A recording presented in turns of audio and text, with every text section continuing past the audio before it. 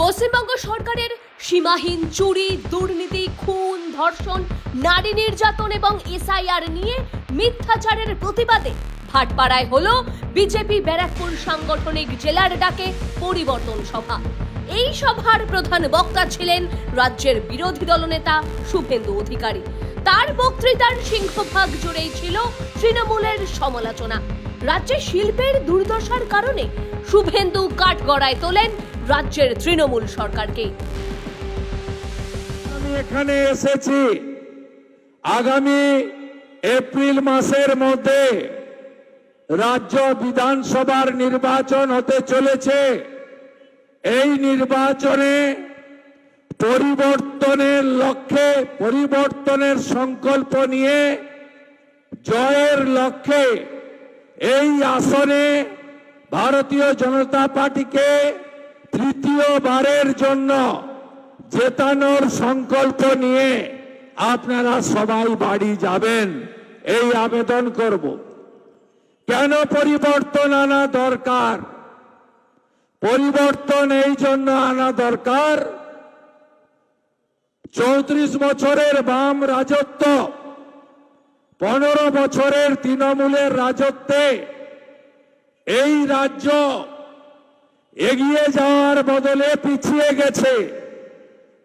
আগে এখানে যে বললাম আমরা আনডিভাইডেড বিহার, আনডিভাইডেড ইউপি, কত মানুষ এখানে আসতেন, এসে বসতবাটি করে স্থায়ী বাসিন্দা হয়ে গেছেন, সন্তান সন্ততিকে নিয়ে এখানে নিজেরা নাগরিক হয়ে গেছেন।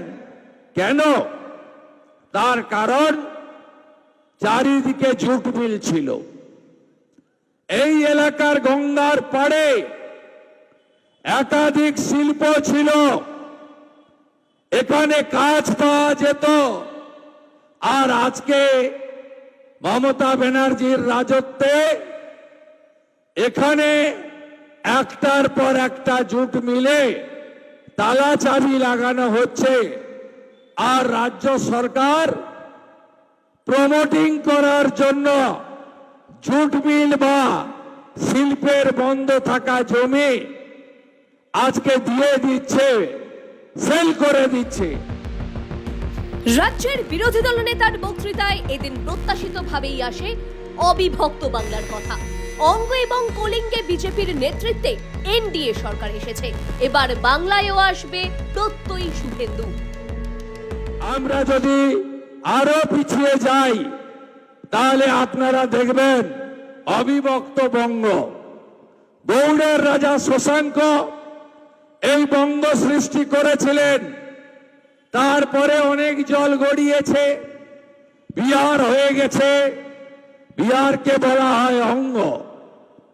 উড়িষ্যা হয়েছে, বলা হয় কলিঙ্গ। আর আমরা মাঝে রয়ে গেছি, আমাদের নাম হলো বঙ্গ। 24-এ লোকসভা নির্বাচনের সাথে উড়িষ্যায় ভোট হয়েছিল। উড়িষ্যায় এই প্রথম ভারতীয় জনতা পার্টি প্রভু জগন্নাথের আশীর্বাদ নিয়ে জয় জগন্নাথ, জয় বলরাম, জয় মাতা সুভদ্রা বলে কলিঙ্গতে আজকে গেরুয়া পতাকা উঠছে। একইভাবে যে বিহারে জঙ্গল রাজ ছিল, যে বিহারে সন্ধ্যার পরে কেউ বাড়ি থেকে বেরোতে পারত না, শাহাবুদ্দিনদের রাজত্ব ছিল, সিওয়ানের পালোয়ান, অপহরণ হতো, বাচ্চা থেকে ব্যবসায়ী, কোটি কোটি টাকা আদায় করা হতো। বিহারকে বলা হতো জঙ্গল রাজ চলছে।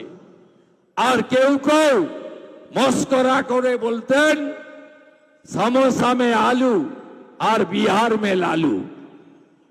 আজকে নীতিশ কুমারজির নেতৃত্বে, নরেন্দ্র মোদীজির নেতৃত্বে বিহারে সুশাসন ফিরে এসেছে, জঙ্গল রাজ খতম হয়েছে। জয় সীতা মাইয়া কি জয় বলে আজকে বিহারে একদম ছক্কা মেরেছে ভাজপা জেডিইউ লোজপা, একদম ছক্কা মেরে দিয়েছে। 243টা আসনের মধ্যে 202টা আসন ডবল সেঞ্চুরি এনডিএ আজকে বিহার হয়ে গেছে। তাই 24-এ জয় জগন্নাথ কলিঙ্গ, 25-এ জয় সীতা মাইয়া কি জয়। শুভেন্দুর ভাষণে এসেছে প্রধানমন্ত্রী নরেন্দ্র মোদীর অসীম সাহসের প্রসঙ্গ। স্বাভাবিকভাবেই এসেছে অপারেশন সিঁদুরের অনুষঙ্গ। আমাদের এবারে বঙ্গ তুলে দিতে হবে পৃথিবীর সর্বশ্রেষ্ঠ জনপ্রিয় নেতা, দেশের প্রধানমন্ত্রী, যিনি পাকিস্তানের ভিতরে একবার নয় ভারতবর্ষের বীর সেনাদের নিয়ে অন্দর ঘুষকে 3-3বার মারা, সার্জিক্যাল স্ট্রাইক করেছেন। পহেলগামে বস্ত্র সরিয়ে হিন্দু দেখে কলমা পড়তে না পারার জন্য, হাতে তাগা থাকার জন্য হিন্দুদের মারল। আর আমাদের প্রধানমন্ত্রী সেনাবাহিনীকে ডেকে বললেন, आपको जो मर्जी कर लीजिए, कब करना है, कहां करना है, अब कितना करना है, सब जिम्मेदारी देश का सरकार आपको देता है। हमारा 3 बाहिनी एयरफोर्स से लेकर स्थल और नौसेना, उन्होंने मुंह तोड़ जवाब दे दिया। पूरा मासूद अजहर का घाटी को तबाही करते हुए पूरा मासूद का फैमिली को नाम निशान मिटाने का काम।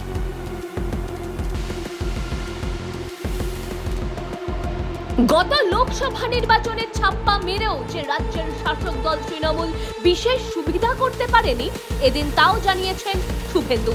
রীতিমতো হিসেব দিয়ে দেখিয়ে দেন তৃণমূলের সঙ্গে বিজেপির ভোটের পার্থক্য কত। মমতা বন্দ্যোপাধ্যায় যে সংবিধানের ওপরে নন, তাও মনে করিয়ে দিয়েছেন রাজ্যের বিরোধী দলনেতা। এসআইআর নিয়েও এদিন রাজ্য সরকারকে কটাক্ষ করেন শুভেন্দু। তার লম্ফঝম্প যে অন্তঃসার শূন্য, তাও জানিয়ে দিয়েছেন রাজ্যের বিরোধী দলনেতা।